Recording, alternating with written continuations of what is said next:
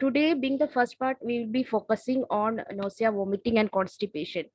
To walk us through the session, we have an eminent and, if I could say so, the most apt faculty for the same, Dr. Vineetha Rijju joining us. She's a pain and palliative care physician. She had completed her training at IPM Calicut and Cardiff University and was working with Aster, Calicut, and Cochin. Her expertise areas are integrative palliative care in oncology. Now she's pursuing her MD in community medicine at Amrita Institute of Medical Sciences, Cochin. So it is indeed our pleasure to have you with us today, ma'am. Vineetha, ma'am, over to you. Hi, thank you so much. So, good evening, everybody. I seem to be having a small problem with my video. I don't think you can see me, right? No, ma'am.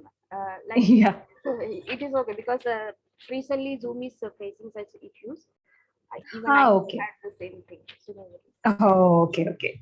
So then I was wondering, should I like log out and log in again? It's okay, right? We can continue this way? Yes, ma'am. Because whatever you communicate with us, that is the most important. I believe it's okay with everyone. Yeah. Hi, everybody. I'm Dr. Vineetha here, and it's really nice to see all of you here. And I have been assigned to talk to you on GI symptom management in palliative care. Yes, so let me just try sharing my screen.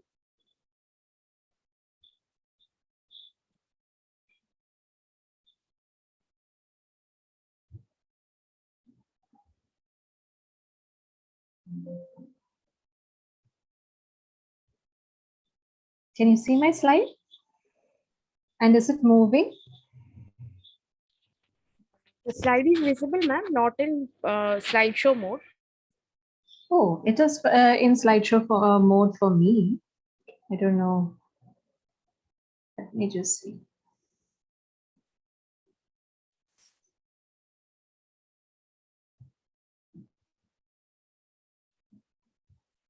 Still, it is the same way. It's not in slideshow mode. Not in slideshow mode, but if it is visible for everyone else, I think maybe we can continue with the same.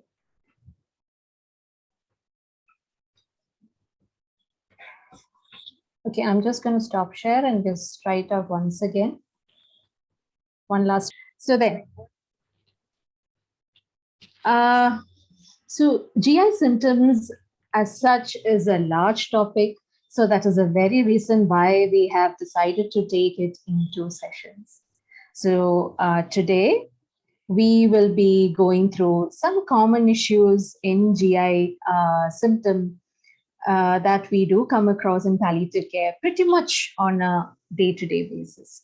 And we are going to see how we can manage nausea, vomiting, constipation.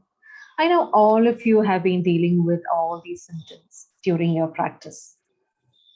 And the best thing about palliative care is that, all of us have been practicing.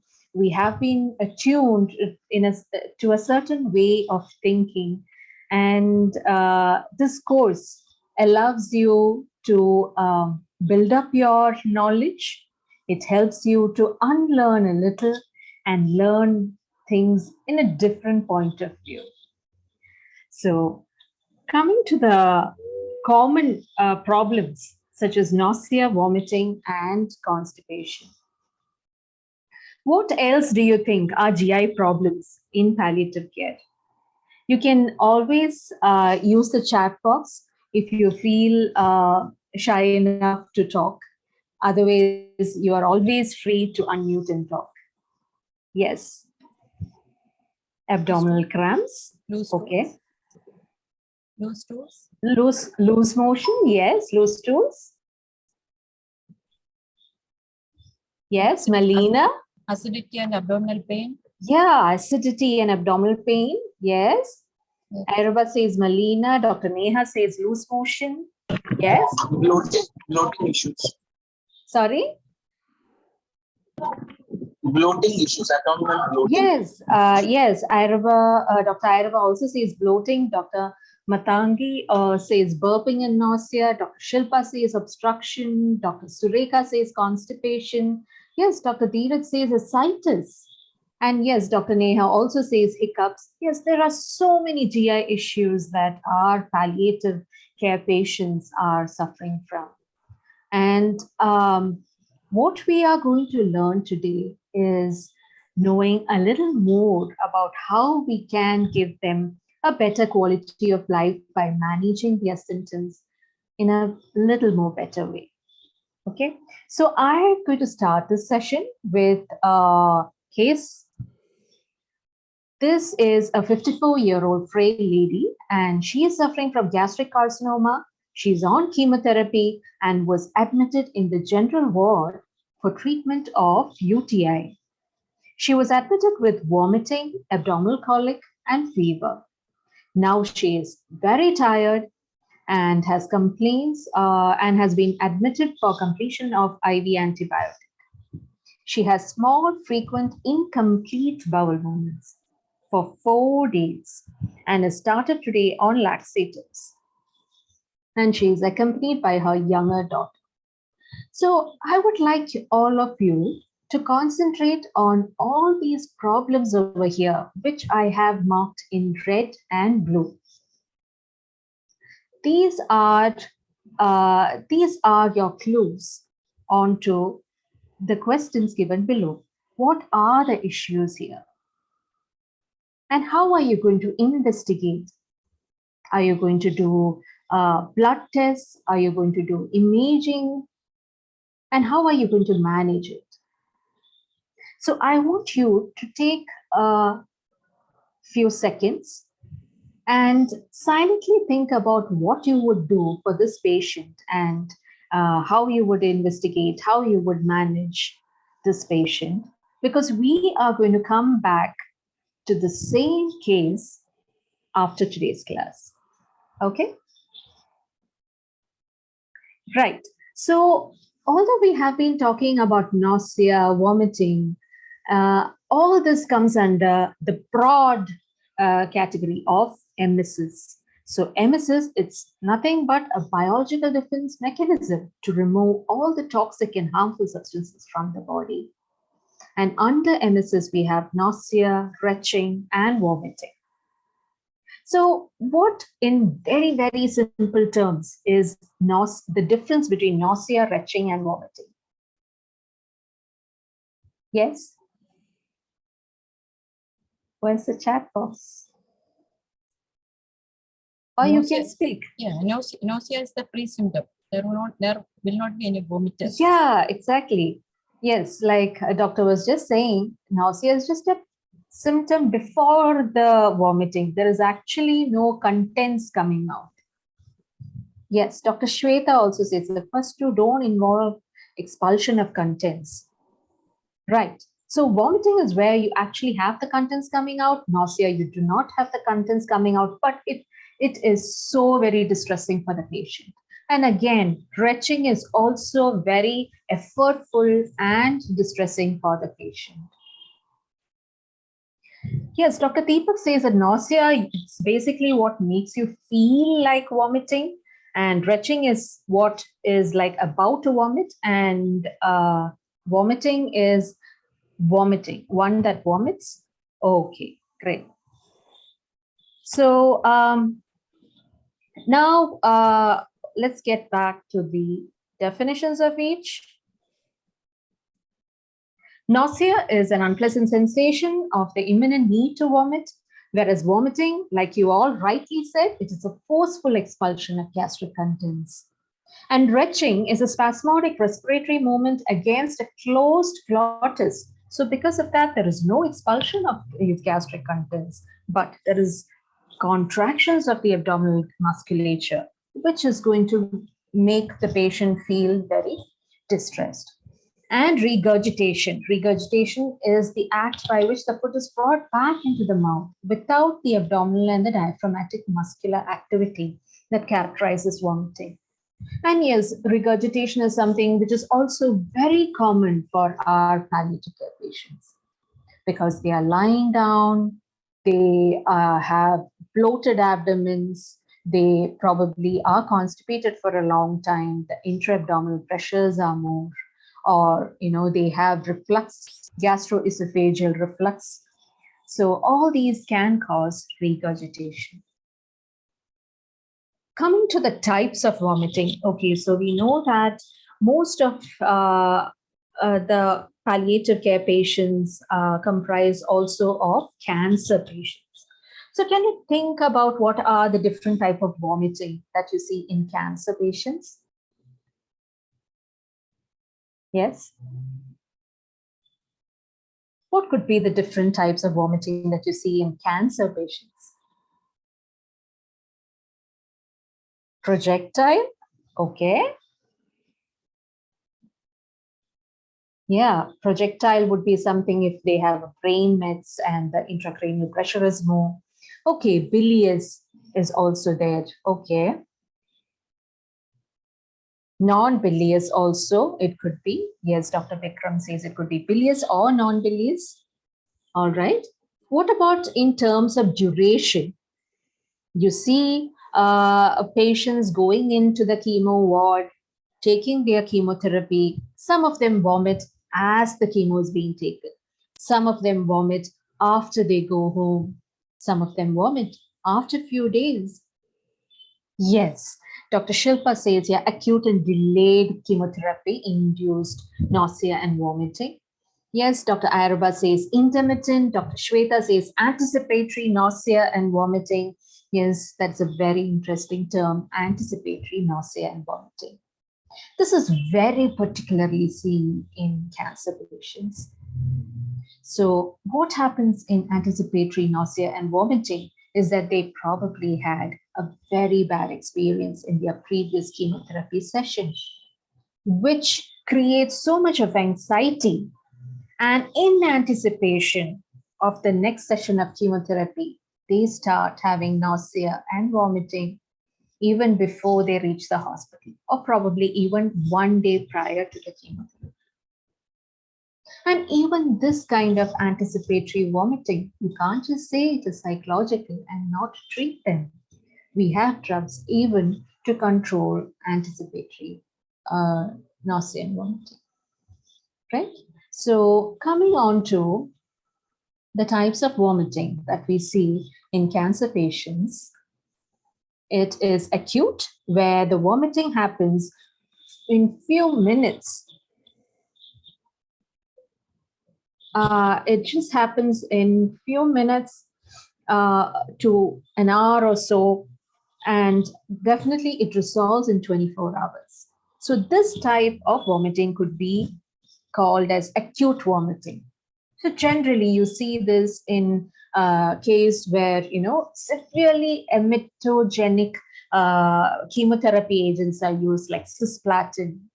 So in such cases, the patients develop severe vomiting as soon as the chemo drug is given. This is called acute vomiting, but this settles in 24 hours. Most of the chemotherapy drugs fall into the delayed vomiting category. That is, generally before a chemotherapy is given, the patient is given antiemetics, is given steroids, is given probably antihistamines so that they don't develop a allergy. And all this helps to control the vomiting when the chemotherapy is given. But when they go home, that is after 24 hours, what happens is that the delayed vomiting happens. It happens anytime after 24 hours, and more so between 48 hours to 72 hours. This is why we advise them to take antiemetics after they go home for, probably 3 days or 3 continuous days. So what does anybody have any suggestion, like what is generally the antiemetic that is prescribed for cancer patients after they take chemotherapy and as they are going home? Any suggestions? Ondansetron. Ondansetron, yeah, 5H3 antagonist, ondansetron, granisetron. So granisetron is generally given IV as a pre-medication. Ondansetron is most often prescribed as an antiemetic when patients are discharged. Yeah. Yes, Dr. Zaman also says perinom. Yeah, and even thiamine is what doctor would like to add in. So, yes, Dr. Anuba also says PPIs have a role, like omeprazole. Yes, PPIs could also have a role in controlling the nausea in a different way, although they are not purely an antiemetic. So now comes the next one, that is breakthrough. So what do you mean exactly by breakthrough vomiting? Would anybody like to add in? What would you mean by breakthrough vomiting? When it is not controlled by the antiemetics, in between even the patient is on antiemetics, patient vomits. Yeah, definitely. So you've got it exactly right. So what happens is that, say, for example, like previously doctor was saying, you are giving perinom and you are giving perinom 3 times a day and the patient is vomiting. And if you take if you take a detailed history, when exactly is this vomiting happening? The patient might tell you, you know, doctor, I feel better after I take the tablet for like a couple of hours, but my next dose is in the afternoon. So say like about 2 hours before my next dose, I start vomiting again. So this is what we call as breakthrough vomiting. The vomiting that happens in between the doses. That is, actually here, the patient is getting a benefit out of the antiemetic for at least a couple of hours. Drugs like perinom could be given 6th-hourly, and sometimes in severe cases, we also do give it as a continuous subcutaneous infusion in palliative medicine. So breakthrough pain is that vomiting which happens during an antiemetic treatment, and refractory vomiting is that which you just cannot manage with your antiemetics. You are not able to control it. All right. So anticipatory vomiting, yes, we got onto that term. Like one of you suggested, anticipatory vomiting is that conditioned response prior to chemotherapy. So can you tell me which is a drug that is commonly given for anticipatory vomiting? Yes? Would anybody like to say that? Injection Avil. Well, Avil is given as a H2 blocker along with ranitidine, but not as much for anticipatory vomiting. Vineetha Singh.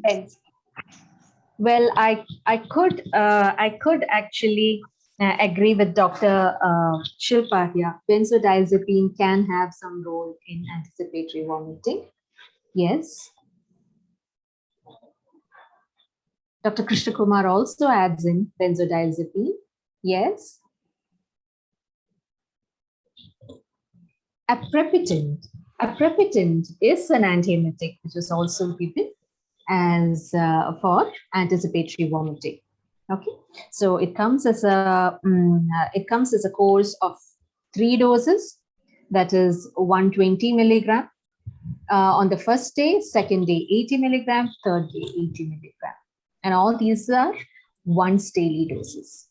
Okay, so I have so yeah. What is the drug of choice in this case? Is anticipatory vomiting? It's generally it is aprepitant. Yeah, but aprepitant, we have to also keep it in mind that it is very costly. So Absolutely. like Dr. Shilpa was saying and Dr. Krishna Kumar was saying, benzodiazepine is also good. I do prescribe tab lorazepam for some of my patients, say about 2 milligram at night at bedtime. Sometimes I do also prescribe dexamethasone uh, as as a single dose given to the patient a day before they come for the chemotherapy. So if you ask me what is the drug of choice, it is aprepitant, but definitely drugs like benzodiazepine and steroid do have a role. Okay. So, why is it important that we are talking so much about nausea and vomiting? And why is it important to control vomiting? Why is it that we had to keep a session on vomiting for, controlling the nausea vomiting symptoms in palliative care patients?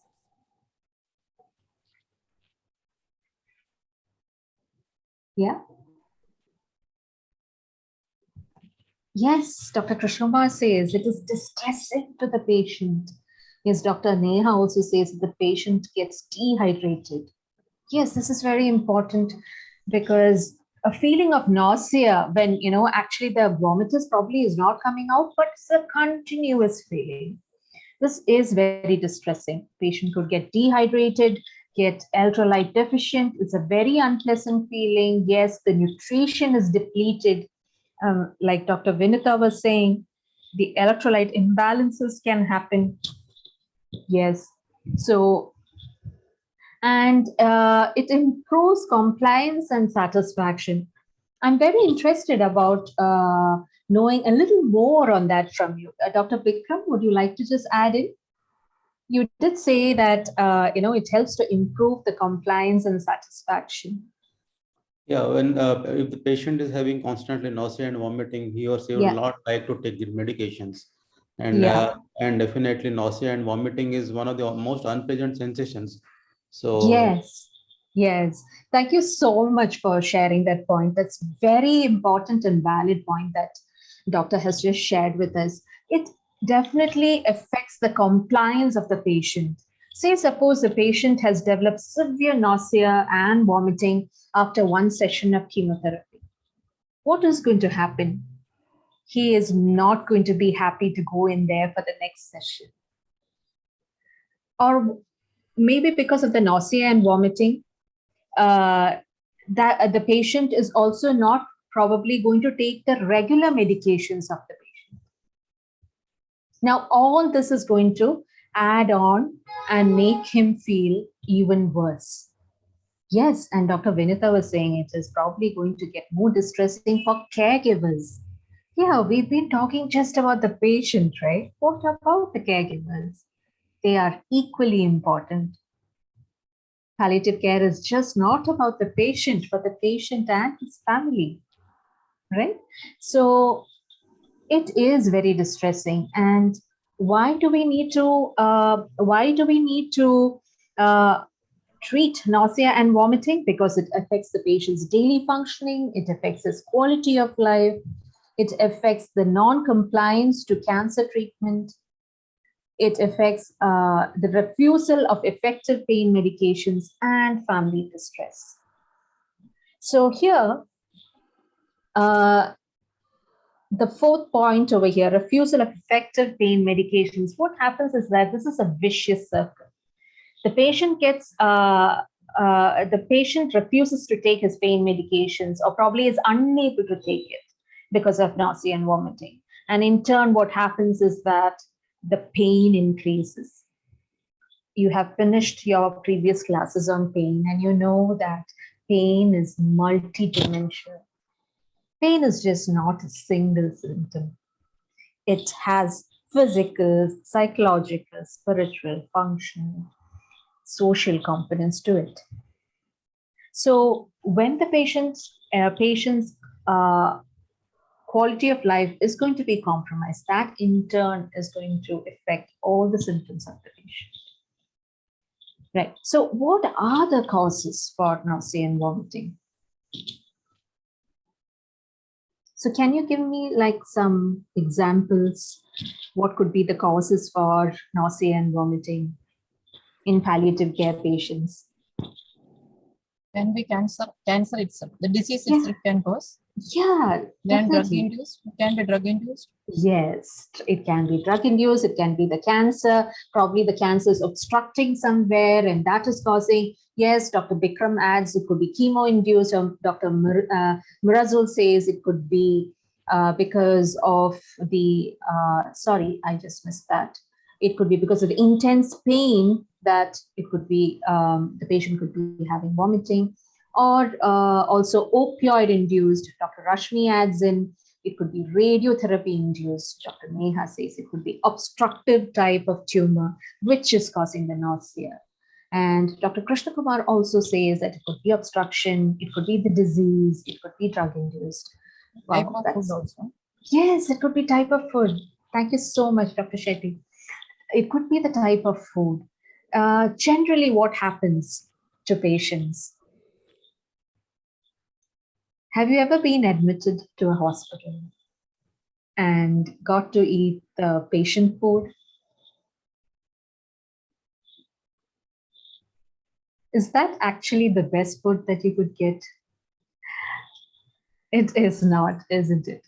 It's probably bland. It's probably got, yes, it's probably not that palatable.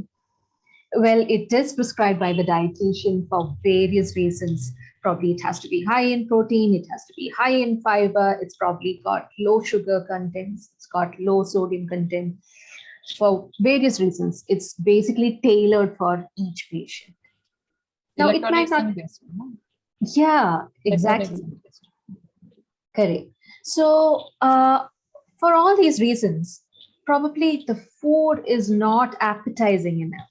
And even the one look of the food can make the patient nauseous, or where he is eating it. Have you ever thought about eating as a social affair? Where does the patient eat? Where does a sick patient eat at home?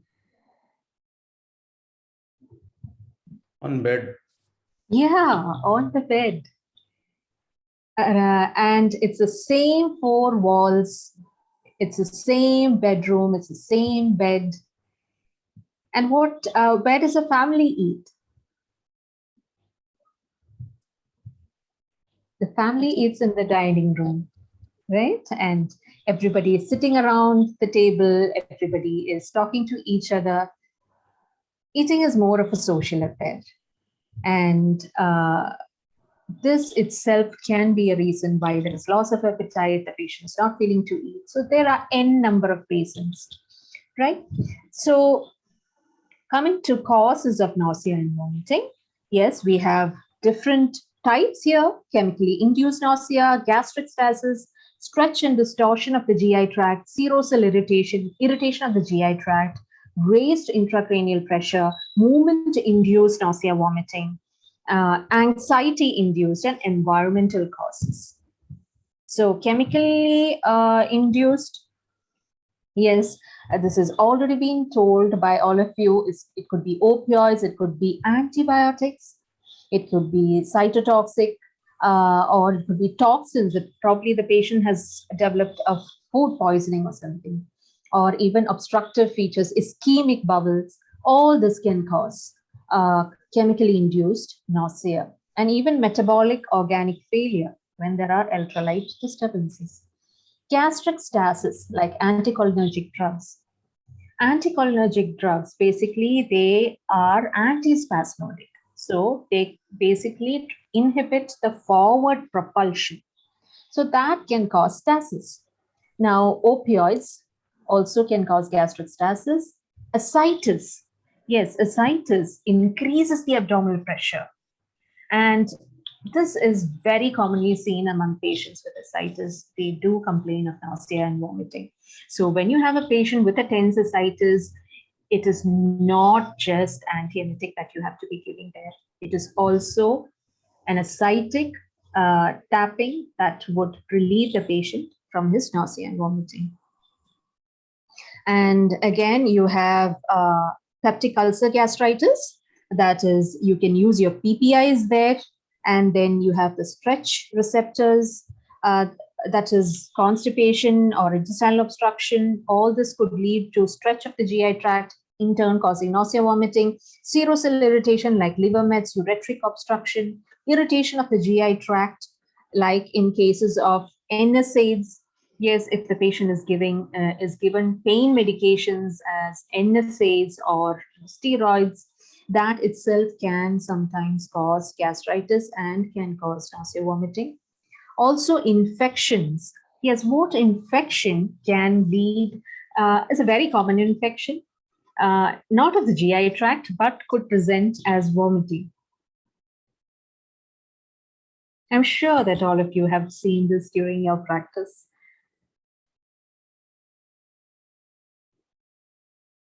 Meningitis can cause. Sorry?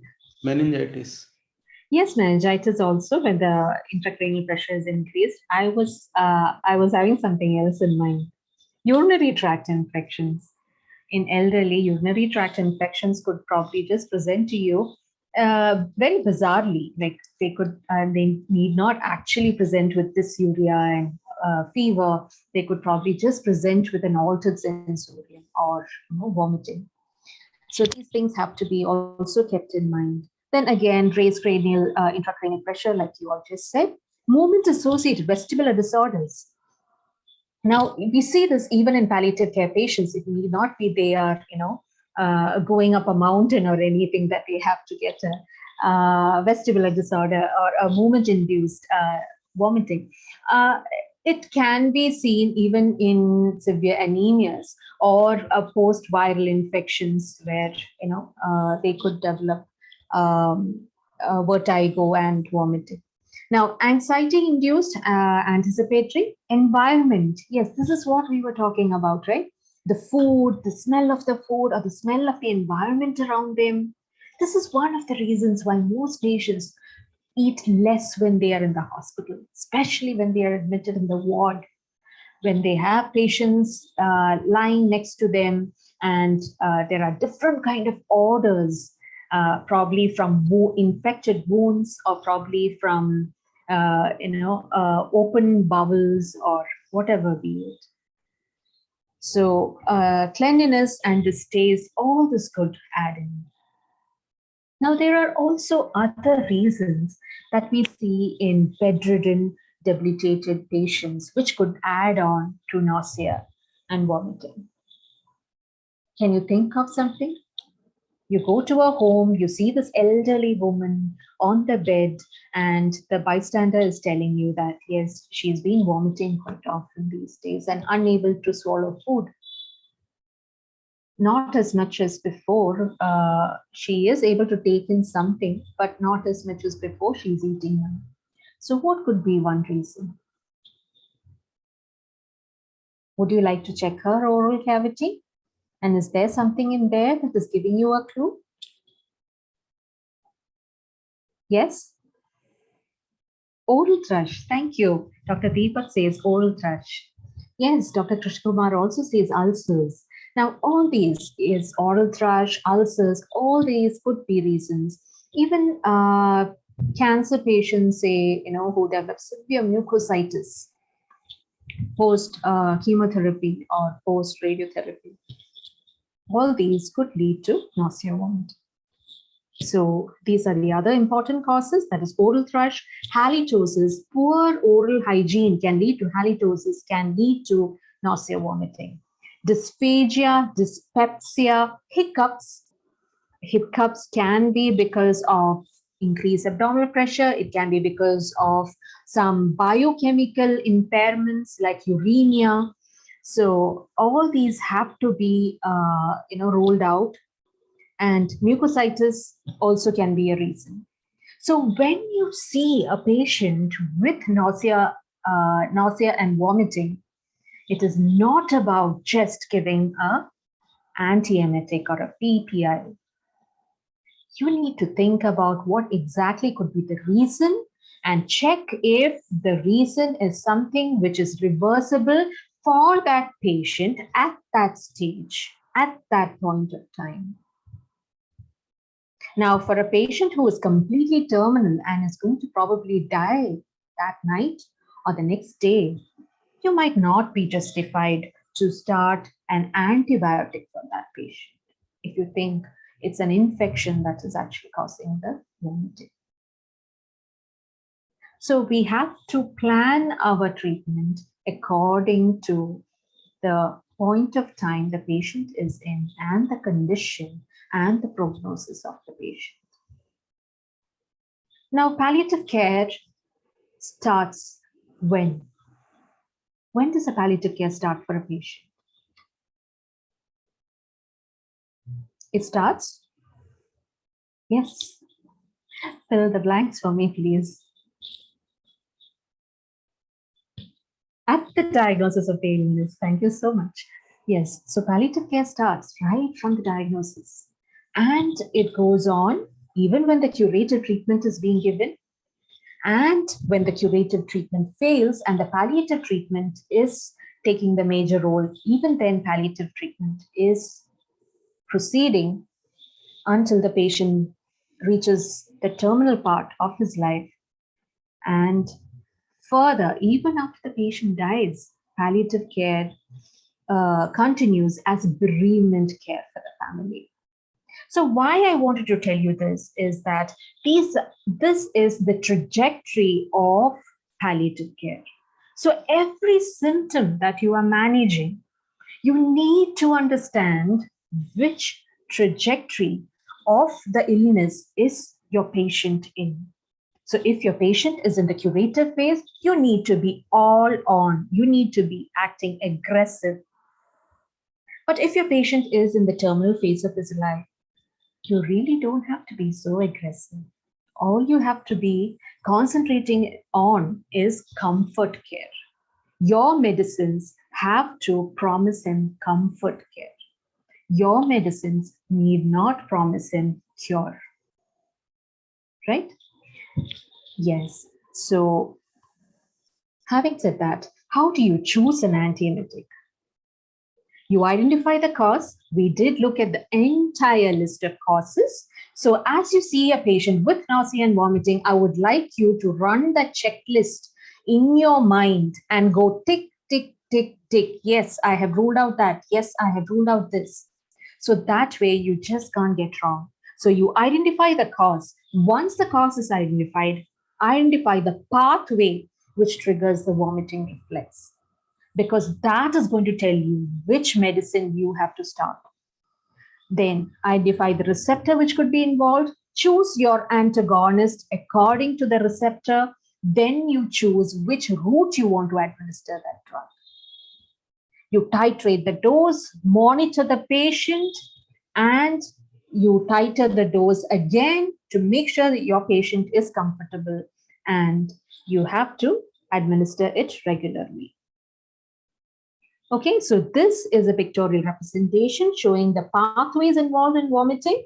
So as you can see here, the different pathways. Here you have the cerebral cortex, you have the CTZ zone, you have the vestibular system, you have the pressure receptors. So these are all the different areas where the receptors are. And you can see these are, this pathway goes on to the vomiting center, and which causes emesis. So what induces vomiting through the cerebral cortex? It could be something like anxiety. What would trigger the CTZ zone? It could be some biochemical impairments, or it could be drugs like chemotherapy. What could be that? Could be stimulating the vestibular system. It could be a motion sickness.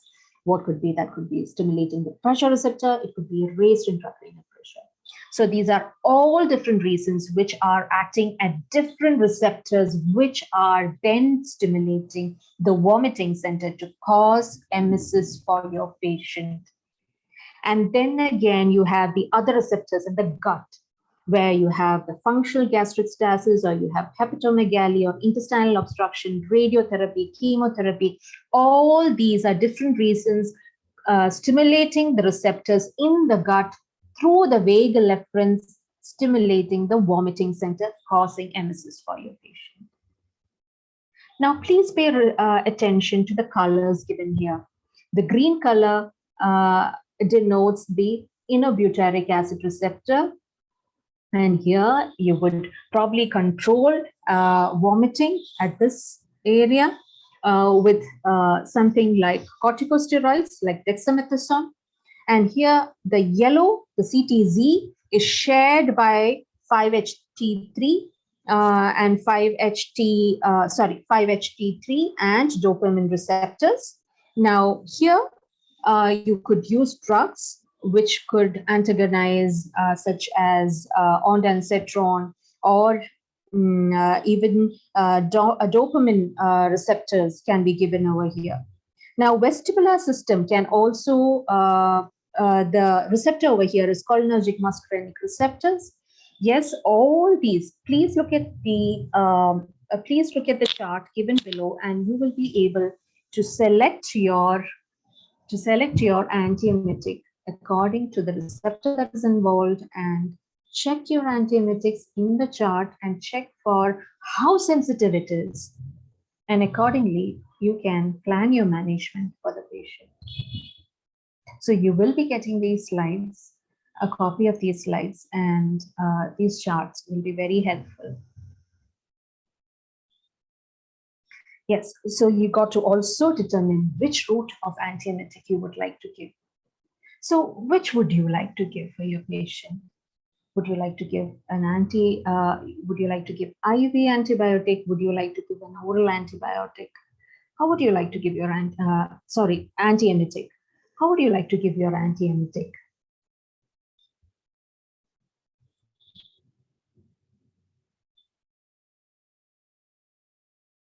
Yes? How would you like to give your antiemetic? Depends. Yes, Dr. Shilpa says depending upon the severity. Dr. Araba says if the patient lands in emergency, that is IV. And Dr. Deepak says he would prefer orally as far as possible. Dr. Araba also says oral. So it would be oral if the patient can tolerate, but if your patient is having severe vomiting, not able to retain anything that is taken in, definitely an IV or a parenteral. You could choose IV, you could choose subcutaneous. Generally in palliative care, we do not encourage IM injections because IM injections itself will induce pain to your patient. So generally we go for, if your patient has an IV access, then we go for the IV, or we could also give a subcutaneous. Yeah, so again, oral route is usually the best and the easiest way, and it could also depend on the patient's condition and preference. And you could also use suppositories, sublingual and transdermal patches. There are even sublingual patches of ondansetron. Yeah, so they are very flavored, strawberry flavor and all that. I used to give it pediatric patients. So that can also be given. Now, what are the non-pharmacological ways? Well, we did talk about having a very uncomfortable environment, which could probably be inducing the nausea. So that could be one of the reasons. So it would be good to have lots of fresh air, bed rest to avoid vestibular stimulation, good oropharyngeal hygiene, nursing in the upright position, avoid situations which could induce nausea and vomiting, and also suitable distractions.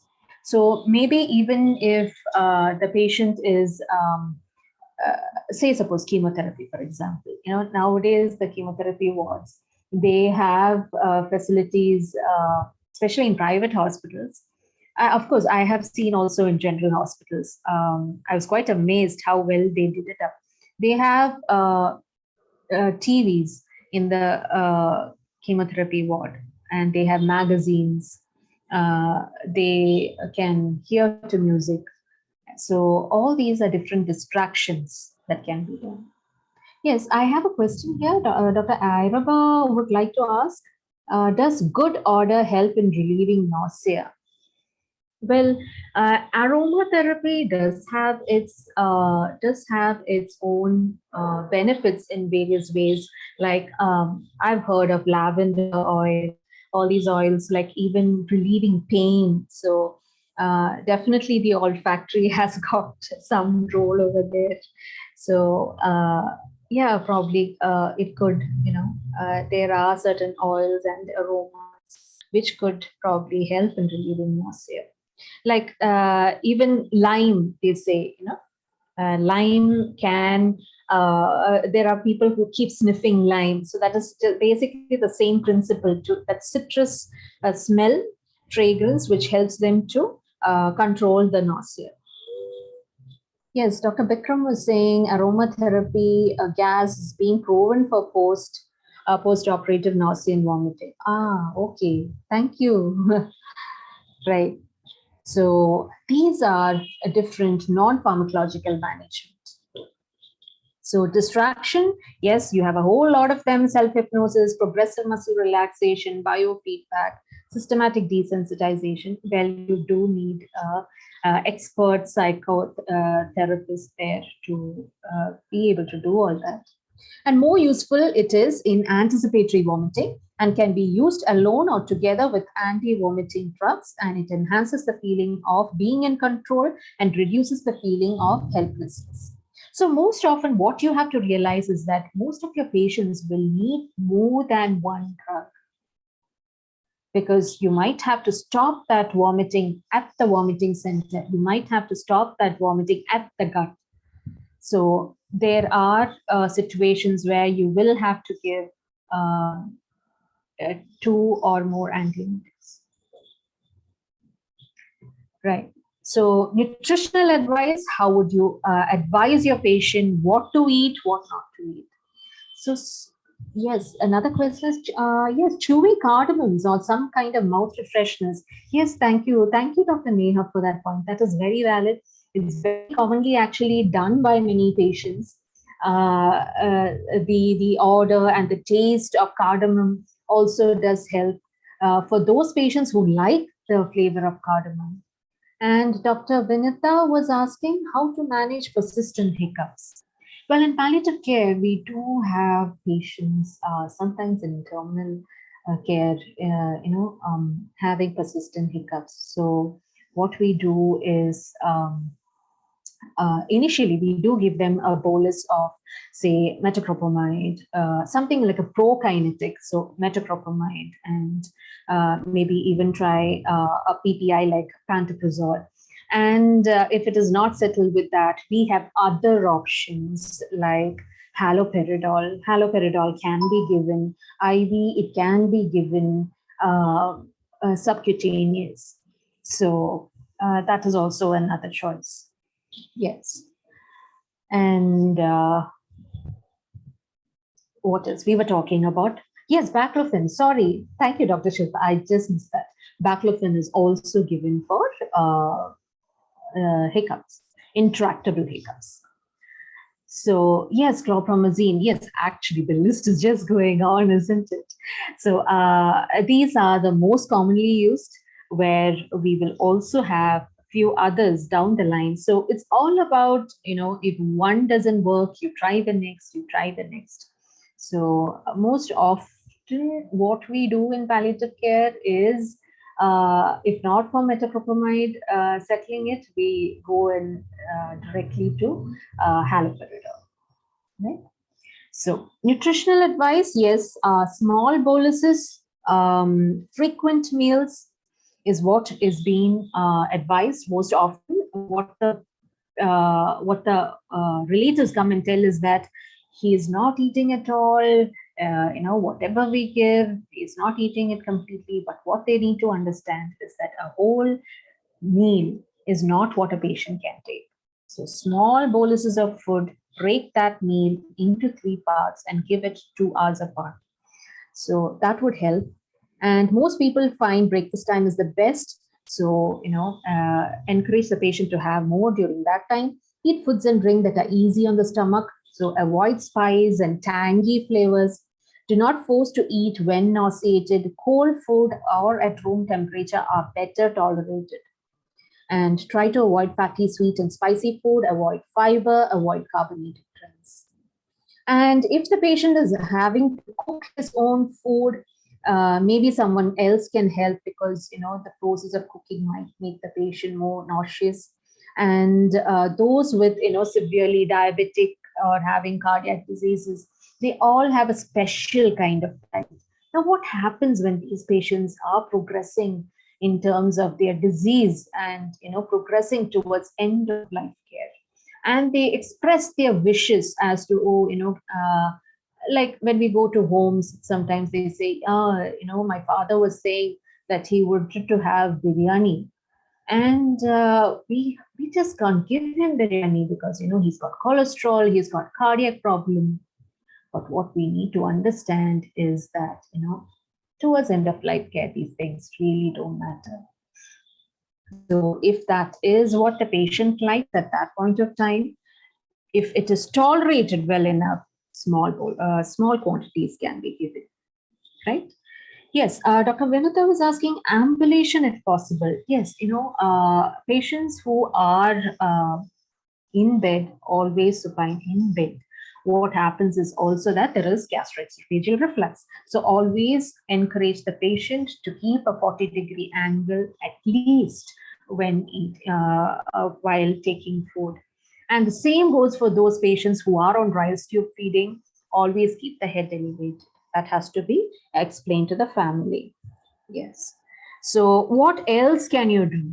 Keep the mouth clean, do oral care after each vomiting, wear loose fitting clothes, have lots of fresh air, or have a fan next to the patient or an open window, and limit the sound, sight, smell that can cause nausea, vomiting. And you can always give them information. Okay, you know what? If his nausea, if his vomiting is not getting controlled, do not panic. This is the contact information. You can get us, and we'll be there to help you. So now managing guidelines is you need to find out the cause. You need to treat the potentially reversible causes that could be the exacerbating factors here. Yes, Dr. Araba was saying, as you had already said, uremia can be a cause of hiccups. Yes, so that's what I would like to highlight here. See, our second point over here, treat the potentially reversible causes which are acting as exacerbating factors here. So if you're having any biochemical parameters looking very obvious that is causing your nausea, your patient to have nausea, check if it is reversible. Check if you can do something to bring it to normal. So some reversible causes like drugs, yes, if it is a drug that is causing the nausea and vomiting, try rotating the drug with another. Say if it is an opioid, you can rotate the opioid to another opioid, which probably will not cause that much of nausea. And if it is constipation, again, if the patient is severely constipated, say for about 5 to 6 days or a week, or say, what happens is that the intra-abdominal pressure is high, the patient always starts developing nausea, is unable to eat. So all this can be reversible causes. So treat that before you actually think about putting your patient on continuous antiemetics. Now, severe pain, infection, cough, all these can be triggers for nausea, vomiting. So try to treat it if that is best for the patient and it is justified. Review the doses after 24 hours. So it doesn't mean that you give the patient a dose of your antiemetic that you have prescribed and walk out. You need to reconfirm and check if your patient is comfortable as per your plan. If nausea and vomiting persists after 24 to 48 hours, you review the cause. So then it tells you there's something more. It can be more than one cause. So always try to find out what other cause is there which is making your patient uncomfortable. Remember, 1/3 of the patients will need more than one antiemetic, and if on parenteral, consider converting to oral after 72 hours of good control. Right. So when your patient is admitted and you have put the patient on IV or subcutaneous Perinom, metoclopramide, and the patient is completely in control of his nausea and vomiting. So what happens when you are sending the patient home? You might have to change it to oral, or probably even plan it one day before he is getting discharged. Plan it to or change it to oral, check how comfortable he is, and then send him on that. Okay. So pharmacological management, here you have a set of anticholinergics. You have hyoscine. It can be hyoscine hydrobromide. It can be hyoscine butyl bromide. Now, hyoscine butyl bromide, that is buscopan, is an anti-secretory agent as well. So if you have a patient with a large vomitus, you can give hyoscine butyl bromide, which can also help to decrease the secretions. Now, also you have D2 blockers, and you have prokinetic drugs, you have NK1 receptor antagonists, you have H1 antihistaminics, you have 5-HT antagonists, and you have other adjuvant antiemetics like dexamethasone, benzodiazepine, which are most commonly used in that box. Okay, so I might be just rushing through it because, again, I'm just looking at the time as I'm speaking. So now coming to the pharmacological management, yes, if you have a drug-induced vomiting, you can go for drugs like haloperidol, about 1.5 to 5 milligram per day in divided. You can give it, say, 6th hourly or 8th hourly, and that can be given per orally or subcutaneously. Again, metoclopramide also can be given 10 to 30 milligram. 2 or 2nd hourly or 4th hourly, this is for severe vomiting, or you can give it 6th hourly. And what would be one thing that you have to be really careful of when you administer metoclopramide parenteral for your patient? What would you have to overlook? What would be that one thing that you have to keep in mind when you are giving parenteral? Okay, arrhythmia. Well, arrhythmia is not something so commonly, but a bit more common. QTC prolongation, QT prolongation. Yeah, probably QT prolongations could be seen when you give it in combination with other QT prolongation drugs, right? So, but metoclopramide per se, yes, extrapyramidal symptoms. I was just looking for that. Yes, so that is one thing. I have had 3 patients who have developed extrapyramidal symptoms with metoclopramide. So I always think twice when I give parenteral metoclopramide at a home setting. So again, you have other prokinetics like domperidone that can also be given 10 to 30 milligram, 4 to 8 hourly, ondansetron. And then the list just goes on. I would like all of you to go through this list on the drugs. I would just like to mention in particular also about octreotide. Now, like I was telling you about anticholinergic, that is hyoscine butyl bromide, which I said was an anti-secretory agent. Likewise, octreotide is an anti-secretory agent. And that is why we advise octreotide for severe high volume vomiting patients. Okay, especially if there's a bit of GI bleed also, so that can be given. And again, dexamethasone can also be used to control nausea and vomiting, especially if it is in case of raised intracranial tension reason, or if it is because of anxiety, or it is because of an obstruction. You want to reduce the peritumoral edema. We will be getting into more of that in our next session on GI symptom management. Right? So now coming on to the next symptom, that is constipation. So far we have covered nausea, vomiting. Now let us come on to constipation. So what, according to you, is constipation? If your patient comes to you and tells you, doctor, I am constipated, what is that one question that you would ask? Duration. Duration. How long has it been since you have passed your stools? How many days? Yes. Yes. So all of you agree to that. But will there be one more thing that you would like to know?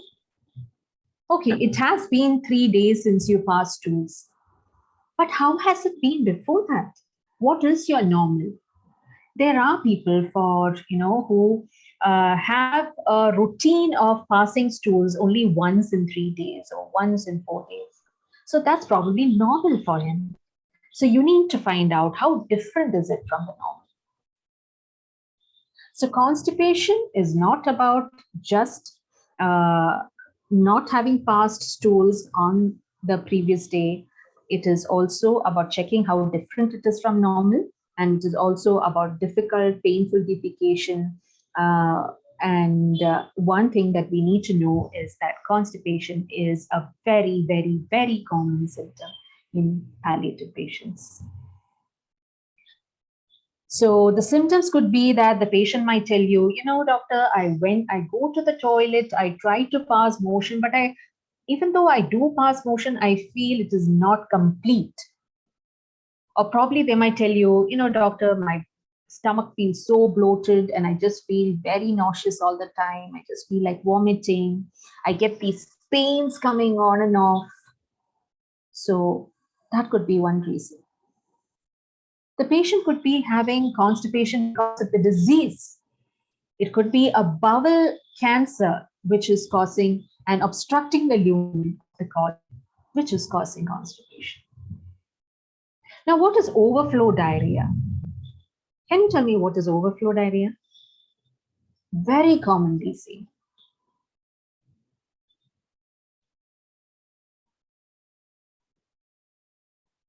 Would any of you like to comment on that? Sure, but I think following 2 or 3 days of constipation, patient will have diarrhea for. Yeah, that's exactly what it is. Yes, along with you, Dr. Vineetha and Dr. Ayraba, all of you share the same.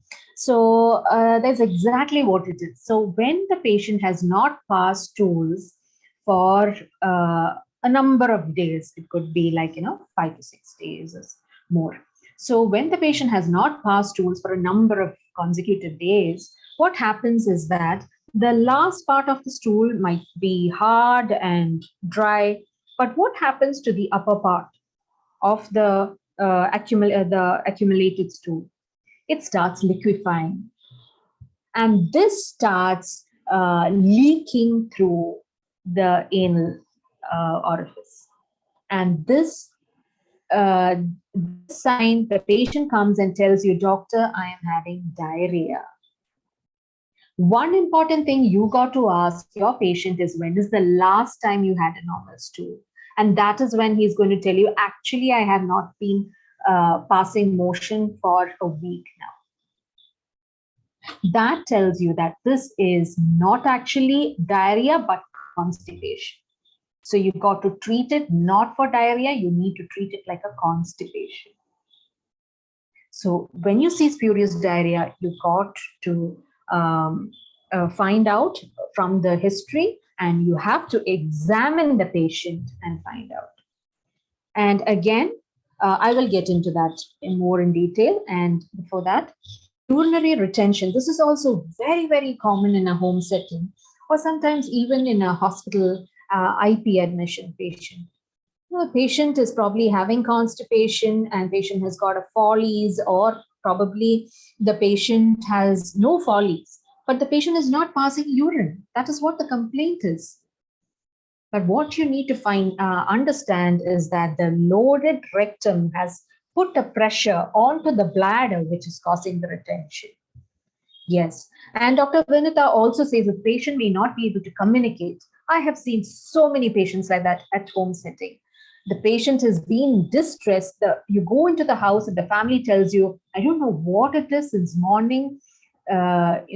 She's not been talking much. She's just moving around like as if in pain, not being able to tell what it is. You go and examine the patient. You put your hand on the abdomen. You see that the bladder is distended and tensed. And now you need to think, why is she having a bladder retention? Is it just a bladder pathology, or is it that the patient is having a loaded rectum? You drain the bladder, you put the patient in lateral position, and you do a perrectal examination, and you can see that there is impacted fecal mass in the rectum. And that is the answer to your question. So, causes of constipation, it can be various reasons. It can be because of drugs. It can be because of metabolic conditions, dehydration, hypercalcemia, hypokalemia, which will slow down the peristalsis of the bowels. It can be uremia. It can be even diet. The patient is not eating well, very low fluid content or low fiber content in the food, or even environmental conditions. The patient is hospitalized. It's a ward. The patient is not able to walk. The patient is given a commode stool and is being asked to pass motion there. Who is he going to be able to pass motion there?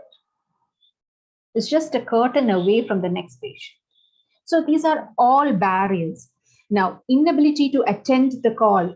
The patient bystander is a small kid or something and is not able to, actually transport the patient onto the commode or to the washroom. So all these are different reasons which could lead on to constipation.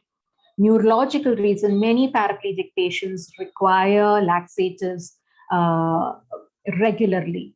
So most often we see that paraplegic or quadriplegic patients, they are being given suppositories like maybe every day or every other day. So structural causes also like tumors or fibrosis, painful anorectal condition. Yes, that is very common. Your patient is constipated for so long. What is going to happen is that patient is trying to pass stools and the hard fecal mass is causing a tear in the anal area, which is going to cause immense pain to the patient every time the patient is trying to pass motion. And this itself acts as a vicious cycle and prevents the patient from passing motion. So you need to find out what exactly is the cause for constipation. So, and others like depression, weakness, immobility, inactivity, sedation, and age. So, if you give a moment to just think about yesterday, when you saw your last patient who told you that he is constipated, it was just as easy as taking the pen and scribbling down the name of a laxative and handing it over to your patient. I hope from today and tomorrow onwards, you will be thinking of the various causes and you will be asking questions denoting each of these causes to find out what all are the different causes of constipation for your patient. Now, assessment, what is normal for the patient, frequency, amount, consistency, is it blood stained or not? When was the last bowel movement? Did the patient experience any bowel discomfort, pain? Or is the patient using laxatives? And what medications are the patient on? Now, this is also very interesting to note. Generally when we go meet palliative care patients and you ask them, are you taking laxative? They'll say, yeah, I'm taking laxative. So how long has it been since you passed motion? It's been about 5-6 days. So if you ask them over and over again and try to get the correct detail, you will know that they are actually scared to take laxatives, because what happens is that they tend to take laxatives only when they don't pass motion for a number of days. Now what happens is that the fecal matter is accumulated, and when they take laxatives, they have a purge. And there is fecal dribbling continuously for a day or probably a day and a half. So they get reluctant. They think that, oh, if you take that bottle of medicine, You are going to be dribbling fecal matter, so I am just not going to take it unless and until I need it the most. So what we need to tell them, educate them, is that if you take laxatives in considerable amounts regularly, you will only have a normal motion and you will not have the problem of having a fecal dribbling. All right. So you need to actually educate them on how to take the laxatives. And you also got to find out what is the diet of the patient. Now, the next is also you will have relatives telling, oh, he's not eaten enough. How is he going to pass motion? So that you need to tell them, even if the patient has not eaten enough, there are a lot of secretions inside the intestines, which could itself form a fecal mass. So it is important. There are toxins that is getting accumulated. So it is important that the patient opens his bowels. So that has to be educated to the family, because the family often thinks it's fine if the patient has not passed stools even for a week. And again, if the patient tells you I have diarrhea, you need to rule out overflow diarrhea. So management, correct the correctable,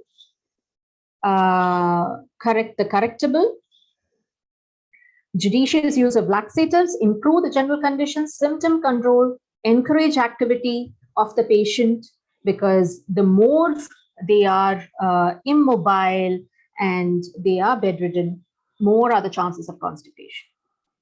Now, other than pharmacological management, you also have non-pharmacological management like accessibility to the toilet, timing, privacy, squatting position, which actually helps easier bowel movement. So also encouraging balanced diet and plenty of water. So how do you examine the patient? You do a rectal examination. You also prescribe the right laxatives. You can tell them to use suppositories, but always while using suppository, tell them that you have to put the suppository close to the mucosal surface and not into the anal area. It might just get stuck in the fecal mass and is not going to have action. Enema can be given. Do not give soap and water enema. It's not most preferred. Digital evacuation for fecal impaction must be done before you give an enema. There is also something that is called as a high-end enema, where you attach a nail cath to the enema and you push the nail cath in high up above the fecal mass, and then you push the enema. So that's called as high-end enema. Now, coming to the types of laxatives, you have bulk-forming laxatives, you have lubricating laxatives, osmotic laxatives, stimulant laxatives, stool softeners. So most often used is osmotic laxatives like lactulose, milk of magnesia, and then you have also stimulants like dulcolax, and again bulk-forming fiber-containing ones. So what we need to know, osmotic like lactulose, even though lactulose is also good for the liver, lactulose is not that palatable and that preferred because it is extremely sweet. So patients are quite reluctant to have that, and also it causes osmotic diarrhea. So it's not actually recommended for elderly patients. So with opioids, generally we give stimulant laxatives. Okay. Now, paraplegic patients need regular stimulants. Stool softeners may need a manual evacuation, and colostomy patients also may need the same. And bisacodyl suppositories can be also used. So that also has to be kept in mind. Okay, so I'm just going to run through this because we need to get to the presentation. Manual evacuation, you have to know how to do a manual evacuation. And what is most important is to give the privacy that the patient deserves when you're doing a manual evacuation, because it is embarrassing for the patient and distressing as well and painful as well. So give good amount of lubricant anesthetic like xylocaine jelly, and ask the patient to relax as you're doing the procedure. Now, coming on to our case, that is a 54-year-old lady with a GA chemotherapy admitted in the general ward with UTI. She's admitted with vomiting, abdominal colic, fever, Now she's tired after completion of IV antibiotic. She has small, infrequent, incomplete bowel movements for 4 days and has started today on laxatives. So she is accompanied by her younger daughter. So what are we looking at? What is the issue that we have here? Yes? Anybody? Small, incomplete, frequent bowel movements after a period of constipation. We have to rule out the complications of drugs. It can cause paralysis. Yeah, Temporary yes. The reasons could be plenty. It could be that there is decreased bowel movements because there is so much of vomiting, there is dehydration, there are a lot of drugs that could cause probably, a lesser bowel movements, or probably even so much of vomiting, electrolyte imbalance causing hypokalemia, causing a decreased bowel movement. So many things. And again, thank you so much for putting that in. The urinary infection also could be leading to the vomiting. And probably the patient is having a partial bowel obstruction, like Dr. Ravi was saying. And all these could be your issues here. So how would you like to investigate?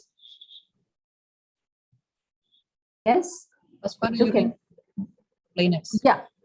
Yeah, sorry. You can tell me.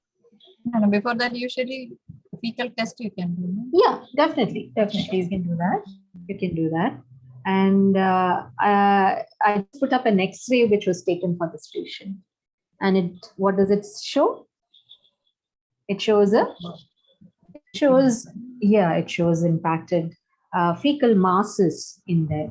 So fecoliths, yes, we do see a lot of fecoliths there. And which definitely means that we have to do a digital evacuation if required and give a high-end enema for this patient. And again, also look, like you all rightly said, check the electrolytes, and urinary can also be done. It's already a proven urinary infection. The patient is on antibiotics, right? So just for completion's sake, we have Mr. Roy here, who's a quadriplegic and is given feeds through nasogastric tube. He is presented with vomiting despite having a Ryle's tube since 2 days, and he appears sick. What could be the possible reason in this? A patient with a Ryle's tube having vomiting and has become sick in 2 days? Yes?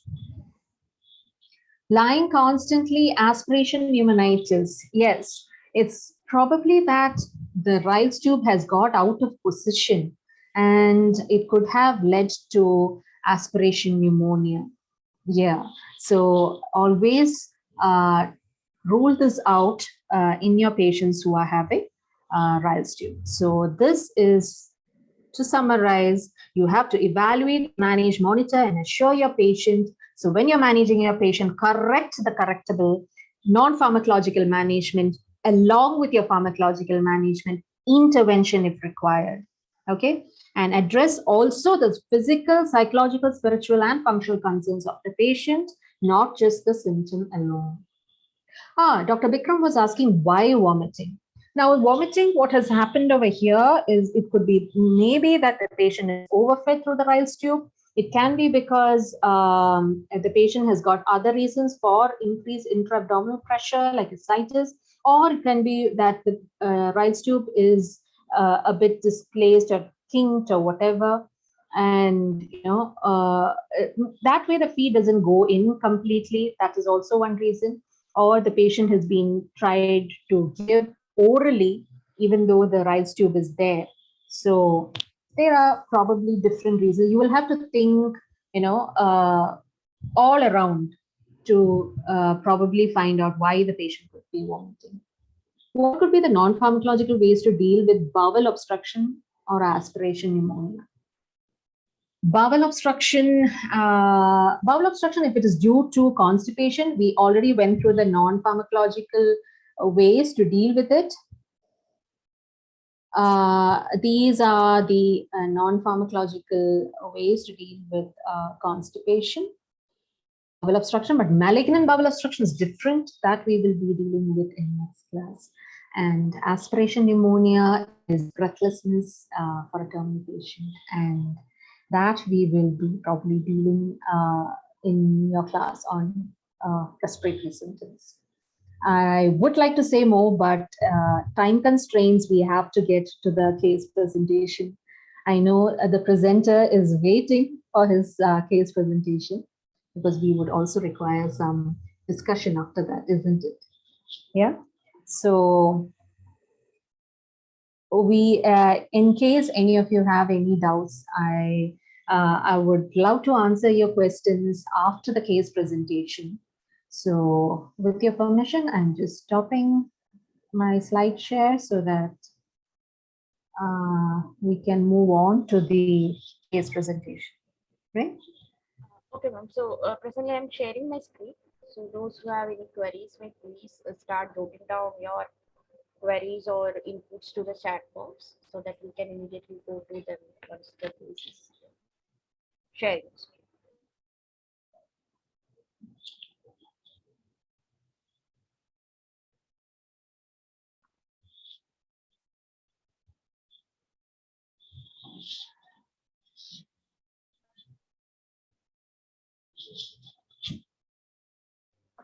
Dr. Tejas? Yeah. Good evening, everyone. I'm audible? Yes, yes. Please go Okay. ahead. Yeah. So next slide, please. This is about a patient. She's a female patient, 60-year-old. She was diagnosed with stage 4 CA hypopharynx. She presented with complaints of constipation since 5 to 6 days and also abdominal discomfort and generalized weakness. History of illness. She is a known case of stage 4 CA hypopharynx, post chemotherapy and radiotherapy. She is now on palliative therapy. She presented with complaints of constipation since 5 to 6 days and abdominal discomfort with generalized weakness. On examination, the patient is thin built, vitals are all normal, and systemic examination, the respiratory, cardiovascular, and CNS are within normal. There were no abnormalities detected. Her abdomen was soft, but bowel sounds were slightly sluggish. Treatment and significant investigations. Investigations, I couldn't exactly get the values since I actually got this case from a nearby center. The blood reports were within normal limits. She was already on tablet morphine, 20 milligrams sustained release twice daily. After coming to the hospital, she was treated with tablet bisacodyl 20 milligram BD and syrup cremafin 30 ml BD. Dulcolac suppository was given that day. And the next day evening, she passed hard stools, after which she was given enema. She was discharged on the third day with syrup cremafin 30 ml HS. Psychosocial aspects. The patient is a 60-year-old lady who is staying with her husband. She has 4 children, 2 daughters and 2 sons.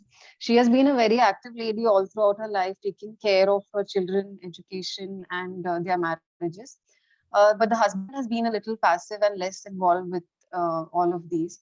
The eldest son is the breadwinner of the family, but he stays in another country, but keeps visiting the mother frequently to see her. The elder daughter is able to give very less time because she has some issues at her place. The youngest son visits her very rarely, is a little irresponsible, and he's not married also. So that concerns the patient a lot. Next slide, please. The main concern here is she comes across repeated episodes of constipation. She has pain with generalized weakness, and the patient is also concerned about how the husband will stay alone after she is not there, and about her youngest son, his future and marriage. Summary, this is a 60-year-old lady with stage 4 CA hypopharynx post CT and radiotherapy on palliative treatment with morphine for pain, coming with episodes of constipation. discussion what can be best done to avoid her repeated episodes of constipation, and what other palliative care she requires. Thank you.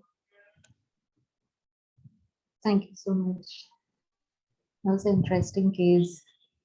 Thank you, Dr. Teja. Yes, Thank you, ma'am. we put the question to the participants. What can be best done to avoid her episodes of constipation? Yeah, so I think we need to know what is the cause for her constipation first, right? So that we know how can we tackle this. So what could be the cause for her constipation?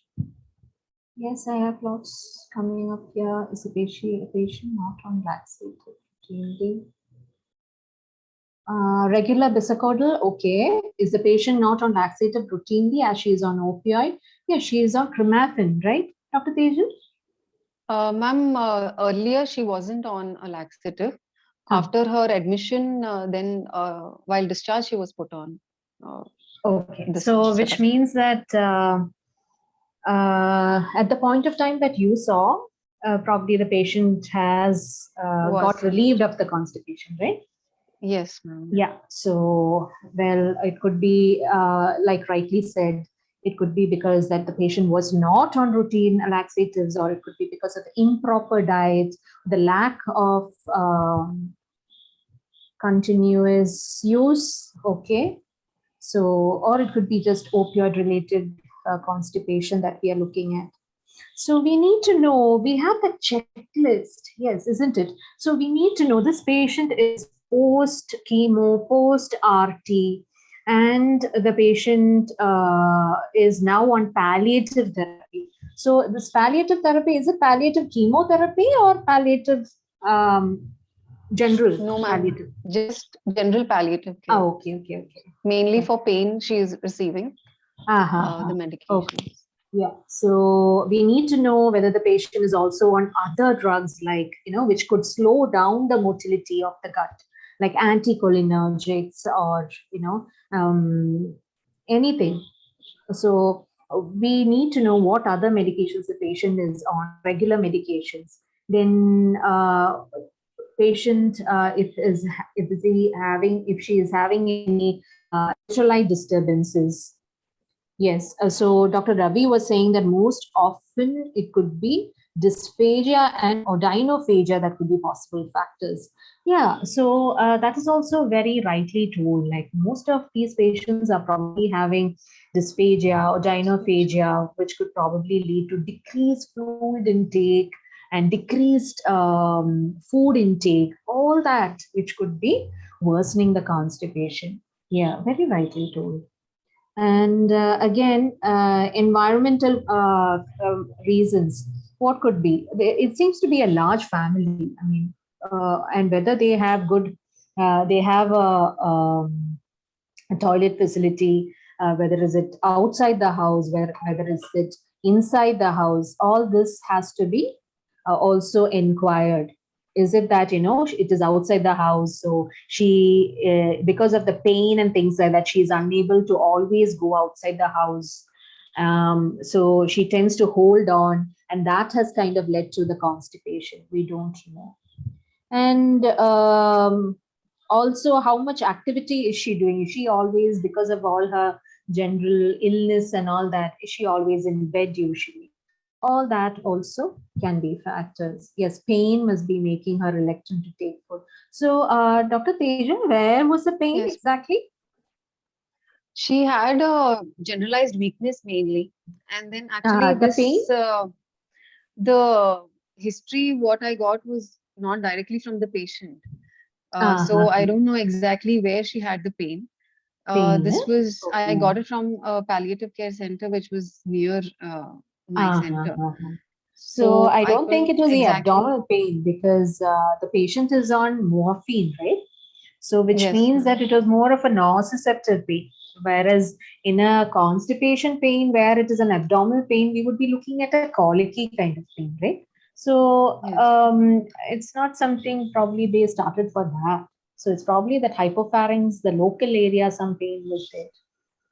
She had dysphagia, and Even swallowing liquids was easier for her and semi-solids, but solid foods it was difficult for her to swallow, is what the history I got from the doctor. So Yes, doctor, I Dr. have a Ravi doubt. is also saying about how the family members would probably want to feed her and she is not wanting to do it. And also her psychological concerns is probably adding to her pain. Yes. Dr. Shetty, would you just like to add something? Yes, I have a doubt because the Yeah. patient is on morphine and Yeah. it is morphine-induced constipation. Yeah. Do you prefer oral bisacodyl than this clemafene? Don't you? Generally, see, we have bisacodyl, which is a stimulant laxative. In practice, we usually give clemafene plus because it has also got lubricant. Recondense. Yeah. This one may be plain. So, So- it's just clemafene. It is just a Yeah. paraffin. So, correct. So the thing is that the other one has also picosulfate, right? Yes. So the thing is that clemafene plus would do a better job for her than just Dulcolax.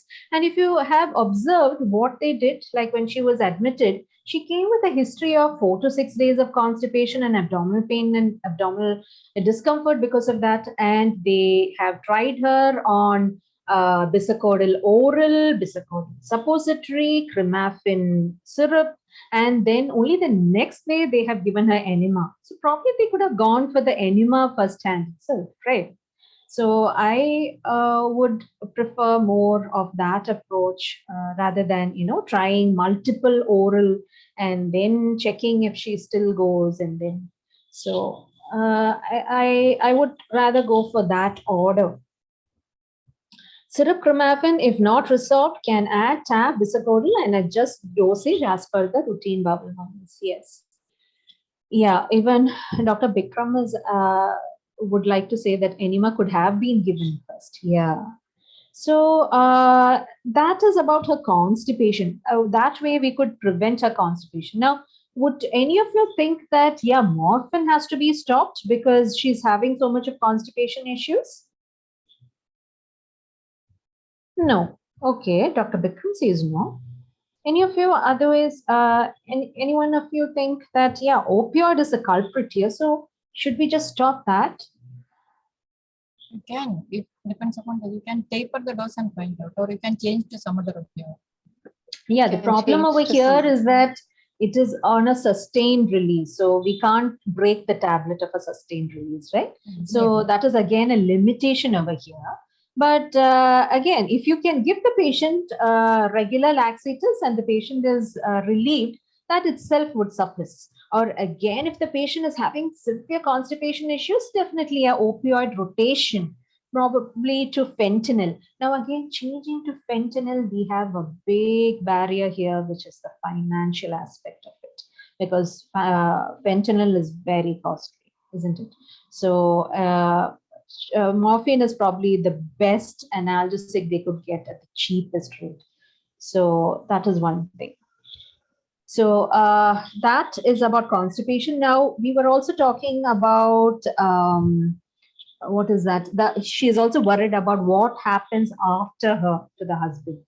So how do you think we can tackle her psychological issues over here? Yeah, Dr. Ravi also says about adding adjuvants along with morphine, targeting the inflammation over the area. Yeah, like if you're in case where you have to bring down the morphine, and also probably on further history taking, you get to know it is not purely a nociceptive pain, that you might probably need something to address the neuropathic part of it also, or probably add in another adjuvant like an anti-inflammatory drug or something. Yeah, you could try that.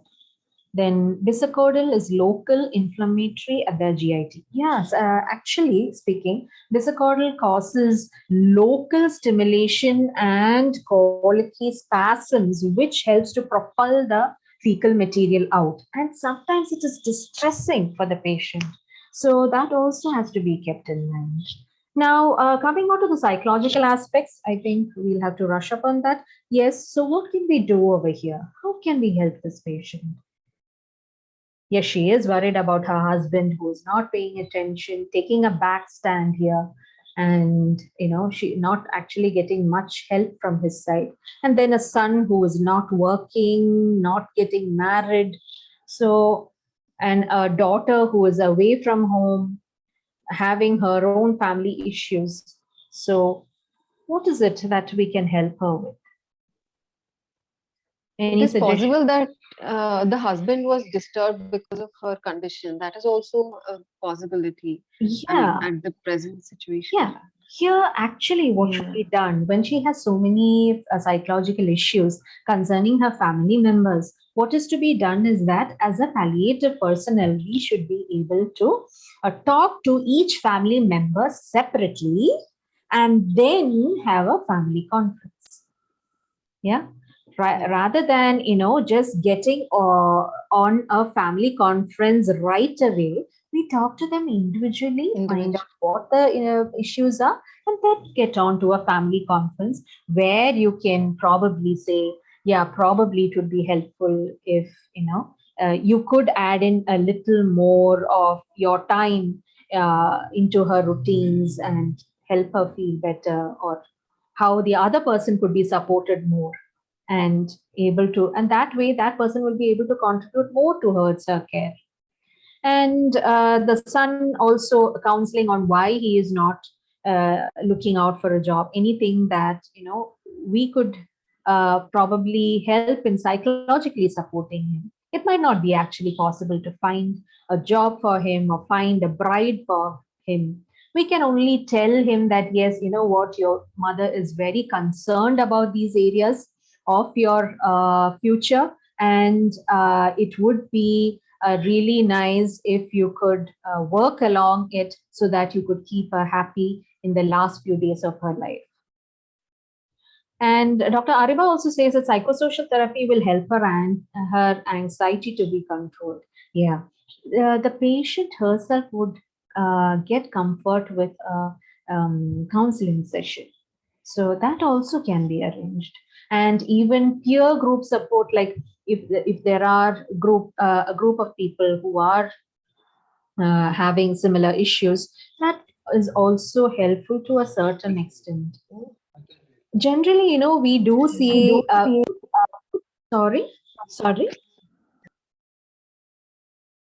I'm sorry, did I interrupt? You can talk. No, Dr. Vineetha, you can continue. Yeah. I was just saying that, about this peer group, very interestingly, I mean, often people say that it gives a lot of encouragement, but among pediatric patients, I have seen that sometimes uh, these kids get so connected. They are always constantly messaging each other on the chat.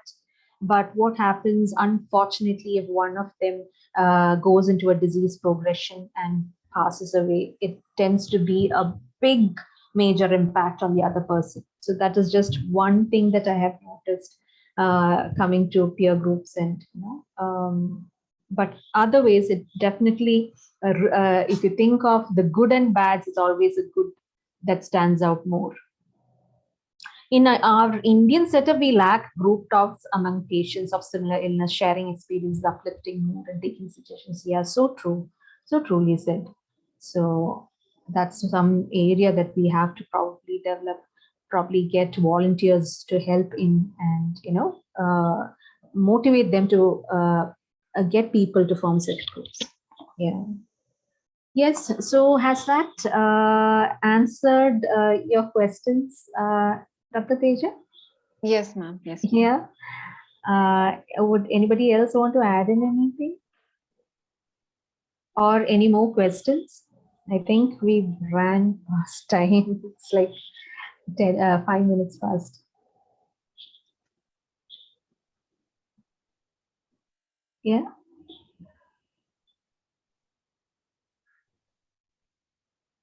Yes. So if there are no more questions, I think we will be able to conclude today's session. And thank you so much to all the participants. You all were so interactive. I really didn't know how the time passed from 5 till about 6:40. That's amazing. You all are really amazing in your own ways. and you all have a lot of insight in palliative care. And I hope you all come up there, to put in your contributions further into palliative medicine. Thank you so much. And thank you, Pallium India, also for giving me yet another opportunity to be with you all, be with this wonderful group. Thank you so much. Thank you so much, Dr. Vineetha. Pleasure is ours, because a busy person like you, who could find out time from a busy schedule to join this cohort and share the valuable information. I believe most of the participants will also agree with me that this was a really wonderful session. So looking forward for the next session as well, which is of course yours. So with that note, this is Sripriya along with Dr. Vineetha Rijju signing off from today's session. See you in the next session as a continuation of gastrointestinal symptoms. And please don't forget to leave your feedbacks. I'll be sharing the link in the WhatsApp group. And till the next session, everyone, take care, stay safe, be happy. Bye-bye. Thank you. Bye.